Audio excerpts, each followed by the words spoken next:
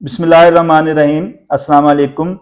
خاور نعیم Hashmi official کے ساتھ شاہد ندیم حاضر خدمت ہے۔ ناظرین، اس ملک میں ہر قومی دن تجدید عہد وفا کا دن ہوتا ہے۔ اس دن کو ہم سبھی بڑے جوش و جذبے سے مناتے ہیں۔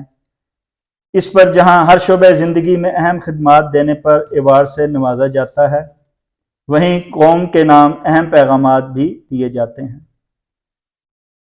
گزشتہ قومی دن پر بھی ایسا ہی کچھ دیکھنے کو ملا۔ ایک طرف ایوارڈز کی بوچھار رہی تو دوسری جانب قوم کے نام پیغامات کی بھرمار رہی۔ وزیر اعظم شہباز شریف نے اپنے پیغام میں کہا کہ پاکستان کو بابا قوم کے تصور کردہ قوم میں بدلنے کے لیے ثابت قدمی اور اجتماعی وژن کی ضرورت ہے، جبکہ صدر آصف علی زرداری کا کہنا تھا کہ پاکستان اپنے خیالات سے بالا تر ہو کر تقسیم اور منفی رجحانات کو مسترد کریں اور طے شدہ قومی اہداف کے حصول کی کوشش کریں۔ یہ وزیر اعظم اور صدر مملکت کے پیغامات قومی عہد ہی ہیں، لیکن ضرورت اس امر کی ہے کہ ان کی تشکیل کے لیے سنجیدہ اقدامات کیے جائیں۔ کیا ایسے کوئی عملی اقدامات ہو پائیں گے یا ہمیشہ کی طرح زبانی کلامی تجدید عہد وفا ہی کیے جاتے رہیں گے اور قوم کو سنائے جاتے رہیں؟ اس بارے جاننے کے لیے آج ہم نے معروف سینئر صحافی، کالم نگار، تجزیہ کار خاور نعیم ہاشمی صاحب سے درخواست کی ہے کہ اپنے خیالات سے مستفید کریں۔ ہم ان کے انتہائی مشکور ہیں کہ اظہار خیال کا موقع فراہم کر رہے ہیں۔ خاور نعیم ہاشمی کی شخصیت جو ہے وہ بہت سے شعبوں سے جو ہے منسلک ہے۔ خاور نعیم ہاشمی درجوں میں بٹے ہوئے ہیں اور ان درجوں میں بٹتے ہوئے وہ کبھی کبھار ایک کہیں نظر آتے ہیں ایک درجے میں، اور جبکہ دوسرے درجے پہ تیسرے درجے جو ہے وہ ایسے لگتا ہے کہ وہ پیچھے چلے گئے ہیں۔ ہم نے اکثر خاور نعیم ہاشمی صاحب کو کہانی سناتے ہوئے لوگوں کے مختلف پہلوؤں کو روشن کرتے ہوئے دیکھا ہے، لیکن ہم نے خاور نعیم ہاشمی کی شخصیت کو بہت کم جانا ہے۔ ان کا جو اصل شعبہ ہے وہ سیاست ہے، لیکن ہم انہیں شوبز میں مصروف پاتے ہیں۔ ہم نے آج کوشش کی ہے کہ خاور نعیم ہاشمی صاحب کو سیاست کی طرف دوبارہ لے کے آئیں اور ان سے ایک سیاسی جو ہے وہ انٹرویو کریں، ان کے خیالات جو ہے سیاست پر جو ہے وہ حاصل کریں۔ ہمیں ان کے اس دعوت پر ہمیں بڑی خوشی ہے کہ انہوں نے نہ صرف ہمیں وقت دیا بلکہ ہمیں اظہار خیال کا بھی وہ موقع فراہم کر رہے ہیں۔ ہم خاور نعیم ہاشمی صاحب کے بڑے مشکور ہیں جی کہ آپ نے ہمیں یہ موقع فراہم کیا ہے کہ ہم آپ کے خیالات سے سیاست پہ لے سکیں۔ خاور نعیم ہاشمی صاحب، ایک بات میں سوالات کا آغاز کرتا ہوں اس سے پہلے کہ آپ کچھ کہیں کہ ایک بار پھر قومی دن پر تجدید عہد وفا کیا گیا، ایک بار پھر قوم کے نام پیغام دیا گیا۔ کیا سارے ہی قومی دن محض ایوارڈ دینے اور عہد وفا کے پیغام دینے کے ہی رہ گئے ہیں؟ کیا عملی طور پر بھی کچھ کرنے کا وقت آئے گا یا صرف زبانی کلامی باتیں ہی ہوتی رہیں گی؟ شاہد محمود احمد صاحب، بات یہ ہے کہ یہ جو آپ کہہ رہے ہیں کہ ہر قومی دن کو اعزازات دیے جاتے ہیں، پاکستان میں صرف یوم آزادی پر ہر سال 14 اگست کو ان شخصیات کو ایوارڈ دیے جاتے تھے، ایوارڈز دیے جاتے تھے جنہوں نے ملک و قوم کے لیے کوئی مایہ ناز خدمات انجام دی ہوں۔ تو صرف ایک دن ملتے ہیں۔ ایک منٹ صاحب، تسی دوبارہ ٹیشو لے کے ذرا اچھا وہ لگا نا ہو گیا کہ تسی نا اتھوں جواب تو شروع کرنا ہے۔ ایک نام تسی انہاں دا پورا صحیح شاہد ندیم محمود نہیں، شاہد محمود ندیم اپنا ہی آ رہی نا سامنے۔ آنسر تو تسی سٹارٹ ہو دوبارہ نا۔ میں کیا تھا صحیح؟ شاہد محمود ندیم۔ تسی او جڑا نہیں اپنا ٹی وی والا او دا نام لیا۔ ٹی وی میرا مینیجر جی colleague ایم نہیں سی انہوں نے میں کٹھیا صاف شروع کی سی ایک ٹھیک جگہ تو ٹھیک وہی بڑا پرانا یار ہے ٹھیک ہے بس تسی ہن آنسر کو شروع کر. شاہد ندیم احمد صاحب میں آپ کا شکر گزار ہوں کہ آج آپ خاور نعیم ہاشمی آفیشیل کے پلیٹ فارم پر مہمان کی بجائے میزبان کے طور پہ فریضہ انجام دے رہے ہیں.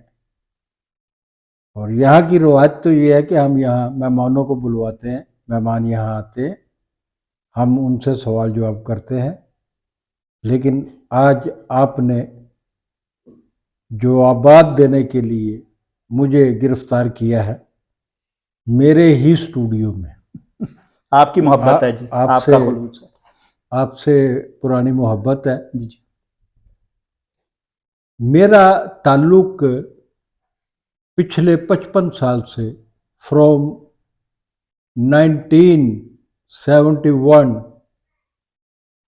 1971 سے لے کے آج تک صرف 2 شعبوں سے رہا ہے، سیاست اور صحافت. ٹھیک.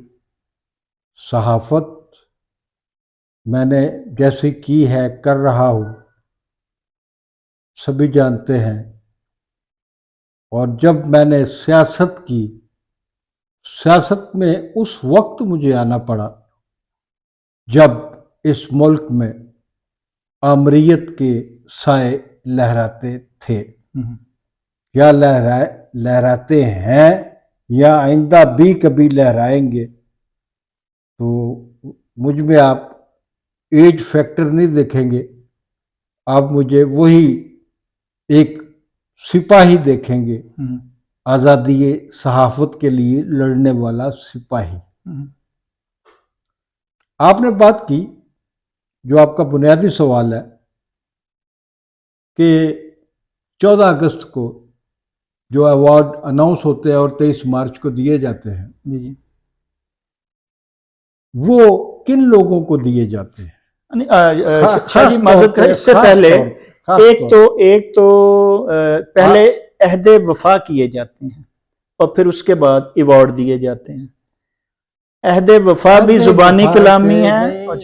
عہد وفا جو ہے نا، یہ اس کے پیغامات جو نہیں تھے، یہ جو ہر تہوار پہ، جی جی یہ تو 14 اگست میں ایوارڈ دیے جاتے ہیں نا، ویسے تو ہر عید پر بھی، شب برات پر بھی، کوئی بھی موقع ہو، سیاستدانوں کے پیغامات آتے ہیں. کوئی شخصیات کی برسی ہو، اس پہ بھی آتے ہیں. جی. کوئی مر جائے، اس پہ بھی ان کے بیانات آتے ہیں. تو عہد وفا بھی کیا جاتا ہے، عہد تجدید، کہ انشاءاللہ اس ملک کو دنیا کی سب سے بڑی طاقت بنا دیں گے، جی اور پاکستان سے کوئی ٹکرانے والا نہیں ہوگا، اور ہم یہ کریں گے، عوام کے لیے ایسا کر دیں گے. آپ یقین جانیے کہ یہ محض ایک روایت ہے. جن سیاستدانوں کے بیانات آپ اخبارات میں پڑھتے ہیں یا ای میڈیا پہ دیکھتے ہیں، ٹیلی ویژن پہ دیکھتے ہیں، جب آپ دیکھ رہے ہوتے ہیں اور سن رہے ہوتے ہیں، وہ سیاستدان بھی اسی وقت دیکھ یا سن رہے ہوتے ہیں، یا اس وقت بھی نہیں دیکھ رہے ہوتے، کیونکہ وہ بیانات انہوں نے جاری نہیں کیے ہوتے. ٹھیک. پارٹیوں کے سیل ہیں مختلف قسم کے، ہر پارٹی نے بنائے ہوئے ہیں. ایک سیل جو ہے وہ اس کو میڈیا سیل کہا جاتا ہے. میڈیا سیل والے جو ملازم ہوتے ہیں، انہیں پتہ ہوتا ہے کہ آج کس سیاستدان کا، کس عہدیدار کا، کس صاحب اقتدار کا، جہاں جہاں وہ لوگ کام کر رہے ہوتے ہیں. بنیادی طور پر وہ بھی صحافت کی ایک قسم ہے، جو میڈیا سیل میں لوگ کام کرتے ہیں، وہ بھی صحافیوں کی طرح ہی ایک فریضہ انجام دے رہے ہوتے ہیں، تنخواہ لیتے ہیں، اور ان کے قلم میں زور ہوتا ہے، وہ بیان جاری کر دیتے ہیں. تو ان بیانات کی حقیقت یہ ہے کہ جن کے بیانات کہ آپ سمجھتے ہیں کہ جی بیانات تو آتے ہیں لیکن عمل نہیں ہوتا، بھائی وہ ان کے بیانات ہوتے ہی نہیں ہیں، وہ بعض دفعہ ان کو پتہ بھی نہیں ہوتا کہ ان کا بیان چھپا ہوا ہے۔ ٹھیک، اب آگے ایوارڈز کی بات۔ ایوارڈز کی بات جو یہ ہے کہ یہ ایوارڈز کا سلسلہ ضیاء الحق نے شروع کیا تھا، ٹھیک،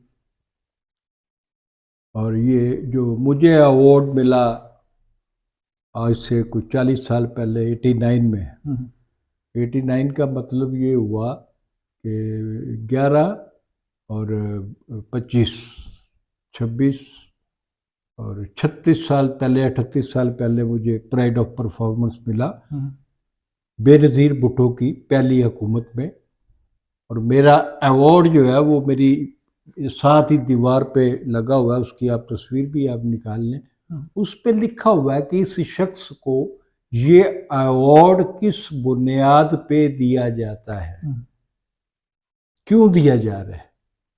یہ ایوارڈ جب مجھے ملا تھا، میرے ساتھ 2 اور لڑکوں کو بھی، ناصر زیدی اور اقبال جعفری صاحب کو بھی ملا تھا، اور ایک ہی متن تھا۔ ان لوگوں نے بحالی جمہور کے لیے، بحالی جمہوریت کے لیے اس ملک میں عام لوگوں کی حالت کو بہتر بنانے کے لیے جدوجہد کی ہے، آمریت سے ٹکرائے ہیں۔ تو اس طرح یہ ایوارڈ ہمیں ملے تھے، لیکن بدقسمتی سے اگلے ہی سال میرے ہی ادارے میں کام کرنے والے 2 سگے بھائیوں کو بھی یہ ایوارڈ مل گیا، اور ان میں سے ایک تو یہ ہوتا نا کہ جی چلو جی پیپل پارٹی کی حکومت ہے تو پیپل پارٹی کے یہ حامی تھے تو ان کو ایوارڈ دے دیے۔ ان میں سے 2 بھائیوں میں سے جنہیں پرائڈ آف پرفارمنس ملا، اس میں ایک نے باقاعدہ حلف اٹھا کر کہا کہ ہمارے خاندان میں کسی کا تعلق پیپلز پارٹی سے نہیں ہے، ہم سخت اینٹی پیپلز پارٹی۔ اور یہ دونوں بھائی جن کو پرائڈ آف پرفارمنس ملا، یہ اتنے زیادہ کرپٹ تھے، اتنے زیادہ صحافت دشمن تھے، آزادی صحافت کے دشمن تھے کہ میں بیان نہیں کر سکتا۔ یہ دونوں بھائی، ایک اسلام آباد میں بیٹھتا تھا، ایک لاہور میں بیٹھتا تھا، دونوں بھائی چیزوں کو مینج کرتے تھے اور مالکان کو بھی بلیک میل کرتے تھے، مالکان کو بلیک میل کرتے تھے کہ ہمارے حکومت سے تعلقات ہیں، حکومت کو بلیک میل کرتے تھے کہ جناب یہ جو ادارہ ہے جس میں ہم کام کرتے ہیں، اس ادارے کا جو مالک ہے وہ تو ہماری مٹھی پہ بند ہے۔ تو اس طریقے سے ایوارڈ دیے جاتے رہے۔ پھر آہستہ آہستہ آہستہ ایک تو اس ملک میں کلچر کا خاتمہ ہوا، ثقافت کا خاتمہ ہوا۔ آپ کو میں بتاؤں کہ ملک کلچر اور جو ثقافت ہے اس کے بغیر ملک نہیں ہوتے۔ جن ملکوں میں ادیب، شاعر، لکھاری، بولنے والے ختم ہو جائیں، وہ ملک جو ہیں وہ آگے نہیں بڑھا کرتے۔ اسی طرح جیسے کہ پاکستان میں ہو رہا ہے، اور جو موجودہ حالات ہیں پاکستان کے عوام کے، پاکستان کی اقتصادیات کے، پاکستان کی سیاسیات کے، یہ سب کے سامنے ہے۔ بے روزگاری سب کے سامنے ہے، مہنگائی سب کے سامنے ہے، اور سب سے زیادہ کرپٹ یہ جو میں نے چیز نوٹ کی ہے آج کے زمانے میں کہ سب سے زیادہ کرپشن جو آئی ہے وہ نچلے طبقے پہ آ. اچھا شاہ جی، کل جو تھا نا ایوارڈ کی، پھر بھی کوئی اہمیت تھی ایوارڈ میں؟ کچھ چیزوں کا خیال رکھا جاتا ہے، جیسے آپ نے کہا آپ کو ایوارڈ ملا، پھر آپ کے بعد جو ہے وہ چیز میں آپ نے دیکھی کہ اس میں آنیسٹی جو تھی، میرٹ کو مد نظر نہیں رکھا. لیکن کیا آپ سمجھتے ہیں کہ آج جو ہے وہ ایوارڈ جو ہے اس میں کم سے کم اتنی ہی آمیزش ہے، یا آمیزش یہ اتنی زیادہ ہو گئی ہے کہ اب تو یہ ڈھونڈنا پڑتا ہے کہ کس کو میرٹ پر ایوارڈ دیا گیا؟ دیکھیے کل کے ایوارڈز میں جو ابھی ہوئے ہیں، مجھے سب سے زیادہ افسوس اس بات کا ہے کہ ذوالفقار علی بھٹو صاحب شہید کو ایوارڈ دیا گیا. پوری دنیا کے لیے، پوری دنیا کی جمہوریتوں کے لیے بھٹو صاحب جو ہیں وہ دنیا میں سب سے بڑی علامت ہیں جمہوریت کی. ایک آدمی، اس کے نام پہ ایوارڈ دیا جانا چاہیے تھا. بھٹو صاحب کو ایوارڈ دینا بھٹو صاحب کی شان بڑھانے والی بات ایسا نہیں ہے. بھٹو صاحب کے نام پر ایوارڈ دیے جانے چاہیے تھے، جیسے کہ ایک زمانے میں دیے بھی گئے تھے، اور بیگم نصرت بھٹو صاحبہ نے وہ ایوارڈ تقسیم کیے تھے، اور ان ایوارڈز کا نام تھا جمہوریت ایوارڈ. تو اس طریقے سے بھٹو ایوارڈز جو ہے ان کا اگر سرکاری طور پہ اجرا کیا جاتا ہے، مطلب جس طریقے سے بہت سارے ایوارڈز جو ہیں مختلف ناموں سے، ستارہ امتیاز، تمغہ امتیاز، فلانا فلانا فلانا، اس میں ایک بھٹو ایوارڈ بھی رکھا جانا چاہیے. اور بھٹو ایوارڈ کسی بھی پارٹی کا کارکن یا سیاستدان کو جمہوریت کے لیے بڑا کام کرتا ہے، چاہے وہ اینٹی بھٹو پارٹی ہو، اس کو ایکنالج کیا جانا چاہیے.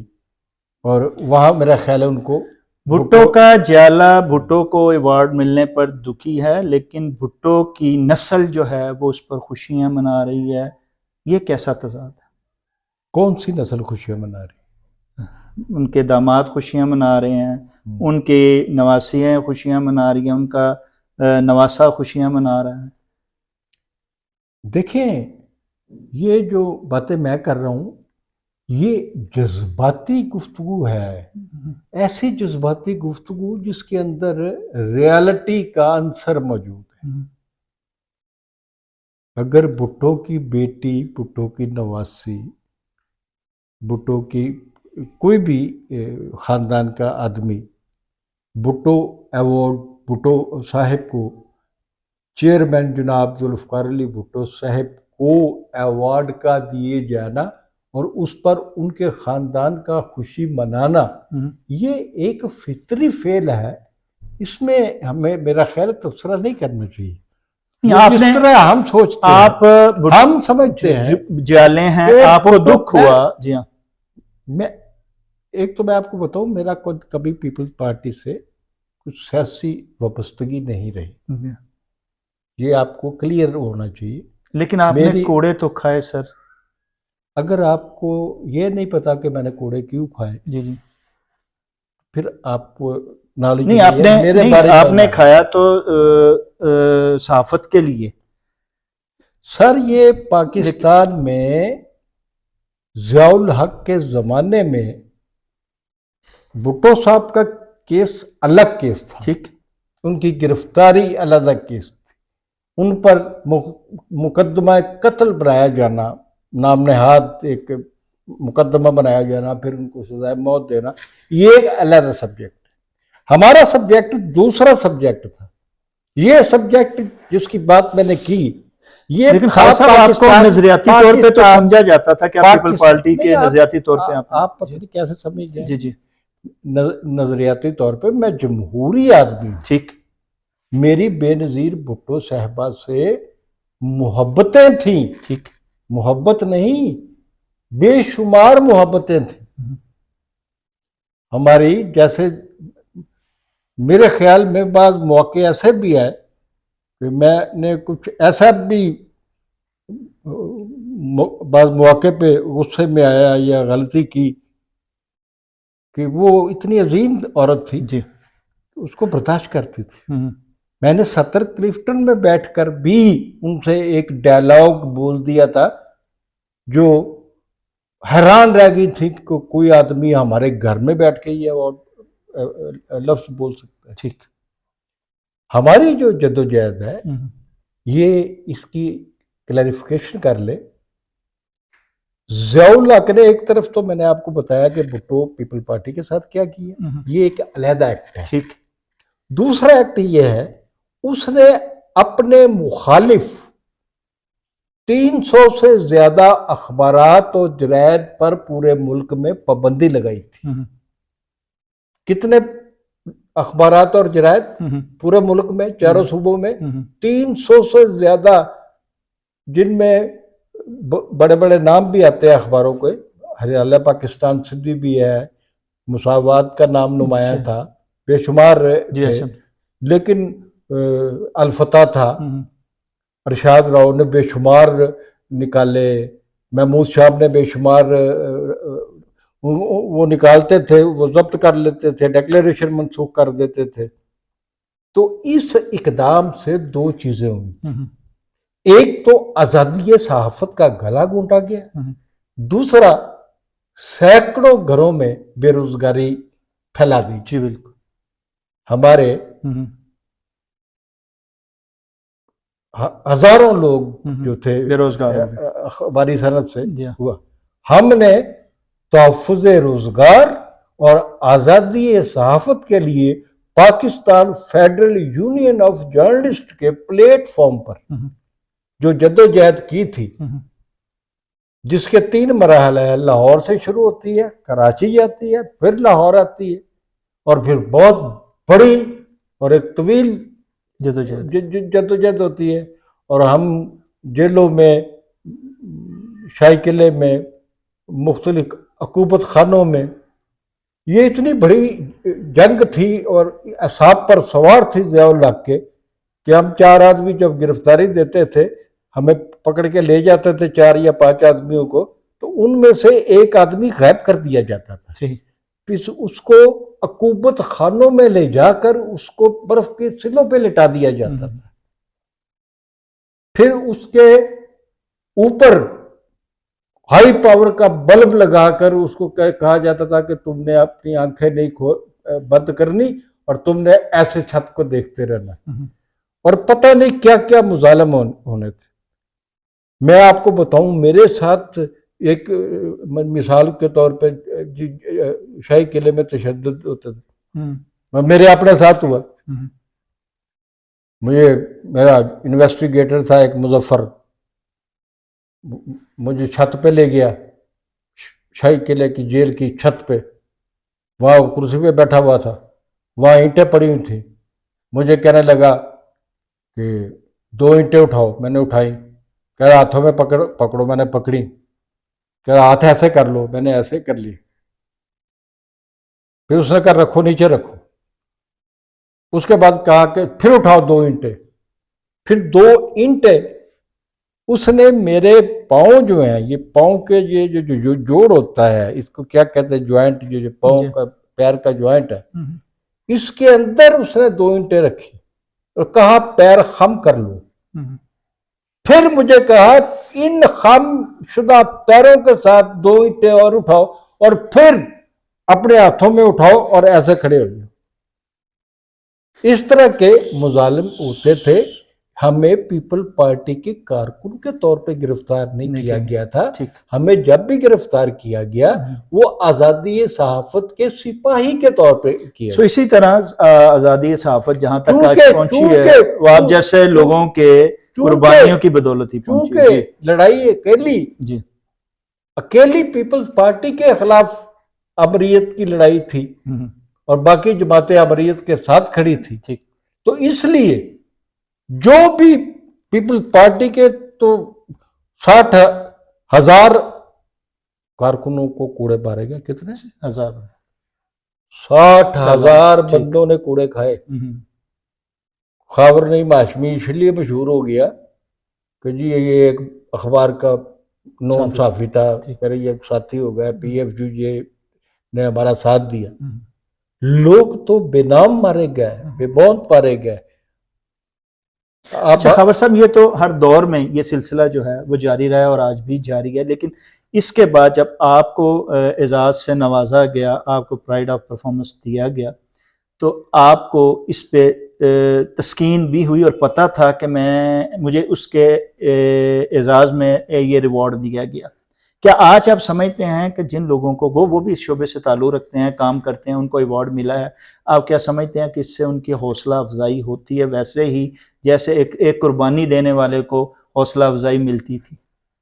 دیکھیے، آپ نے انٹرویو سے پہلے مجھ سے جو گفتگو کی تھی اس سے یہ تاثر ملتا تھا کہ آپ سمجھتے ہیں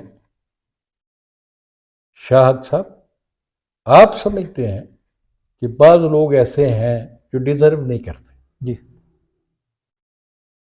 میں یہ بہادری دکھا سکتا ہوں آپ کو کہ آپ میرے سامنے نام لیں کس کس کو ملا ہے، پچھلے سال کس کس کو ملا ہے. اب میں آپ کو کہوں کہ سارے غلط ہیں، یہ تو نہیں ہے. جی. اس میں ڈیزرونگ لوگ بھی شامل ہوں گے اور ہمارے شعبے سے تعلق سفارشی رکھتے لوگ بھی ہیں. جی ہاں. تو یہ بھی پتہ چلا ہے آپ ہی کی زبانی، میں نے تو نام نہیں پڑھے، کہ وہ تمام صحافی جو حکومت کے حق میں لکھتے ہیں یا پروگرام کرتے ہیں ان کو ایوارڈ سے، قومی ایوارڈ سے، پاکستان کے بڑے ایوارڈ سے نوازا گیا ہے. میں ان کو مبارکباد دیتا ہوں بھائی. ٹھیک. ان کے گھر میں بھی اسی طرح خوشیاں منائی جا رہی ہوں جی گی بالکل. جس طرح بھٹو صاحب کے گھر میں منائی. جی بالکل اسی طرح. اچھا، اس ملک کے حکمران کب ایوارڈ دینے اور تجدید عہد کرنے سے آگے بڑھیں گے، اور کب کوئی ریوارڈ دینے کے ساتھ اپنے تجدید عہد وفا پر عمل کر کے بھی دکھائیں گے؟ کہ آپ سمجھتے ہیں کہ آنے والے وقت میں حکمران جو ہے اس سے نکل کر آگے عملی پوزیشن میں بھی آئیں گے؟ دیکھیے، موجودہ صورتحال میں یہ بڑی ڈارکنیس ہے. جو آپ کو جواب دوں میں، اس میں اندھیرا بہت ہے. ٹھیک ہے. اندھیرے میں کچھ تلیاں، موم بتیاں جلا کے آپ کام نہیں چلا سکتے. تو یہ ایک حقیقت ہے کہ P T I Pakistan Tehreek Insaf, اس کا قائد جو جیل میں ہے، انہیں حکومت ملی تھی. وہ ایک جبری سیاستدان ہے. کھلاڑی وہ انٹرنیشنل ہے، دنیا اس کی پجاری ہے. گولڈ سمتھ اپنی بیٹی اس سے بیاتا ہے. دنیا جو ہے وہ آپ کہیں بھی چلے جائیں، میں جس ملک میں جاتا ہوں تو جہاں میں مہمان ہوتا ہوں تو مجھے کہا جاتا ہے بیرونی ملکوں میں کہ باہر جا کر عمران خان کے خلاف بات نہ کرنا، یہاں عمران خان کے خلاف کوئی بات نہیں سنتا. میں کہتا ہوں ٹھیک ہے، لیکن میں ذاتی طور پہ سمجھتا ہوں کہ عمران خان صاحب نے سیاست میں آ کر غلطی کی، اور پھر اس غلطی کا اعتراف بھی انہوں نے کئی بار کیا کہ ان کو حکومت نہیں لینی چاہیے تھی. ہمیں تو حکومت کرنے کا، حکومت چلانے کا طریقہ ہی نہیں آتا تھا، سلیقہ ہی نہیں آتا تھا. ہمارے پاس تو سیاسی لوگوں کی ٹیم ہی نہیں تھی. یہ تو اعتراف کر چکے ہیں خود عمران خان صاحب. لیکن ان تمام چیزوں کے باوجود نوجوان آج کا اگر اس کے ساتھ کھڑا ہے تو آپ مجھے بتائیں کہ آپ کے پاس، میرے پاس یا کسی کے پاس کوئی راستہ ہے؟ وہ نوجوان جو ہے اگر اس ملک